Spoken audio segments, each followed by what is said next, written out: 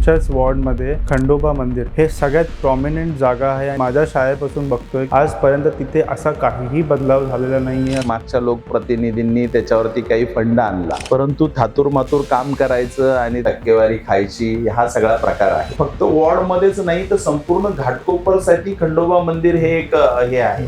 बहुतेक 90% लोकांचं कुलदैवत खंडोबा आहे. आता देखील आमदार साहेबांनी तो विधानसभेमध्ये प्रश्न उपस्थित केलाय. टुरिस्ट डिपार्टमेंटने काहीतरी 3 कोटी रुपये खंडोबाला दिलेले, हे पैसे कुठे गेले आणि ह्याच्याबद्दलचं तुम्हाला काय माहिती आहे? वरती खंडोबाच्या इथे लाजीरवाणी गोष्ट आहे की आज देखील स्त्रिया डोंगरावरती टॉयलेटला जात आहेत. आपले जे पहिले नगरसेवक होते त्या नगरसेवकांनी त्या ठिकाणी टॉयलेट बांधण्यासाठी निधी आणला. ते 35-36 लाख रुपये टॉयलेट न तिथे बांधता ते घशात घालण्याचं काम केलं. ट्रांजेश कॅम्प मध्ये लोकांची अवस्था काय, नंतर टॉयलेट तुम्हाला पुरत नाहीये. त्या ठिकाणी आपल्या आया बहिणी याच्यावरती जात आहेत डोंगरात टॉयलेटला, त्या ठिकाणचं टॉयलेट तुम्हाला पुरत नाही. नगरसेवक हे कुठल्या लेवलला पोहोचले?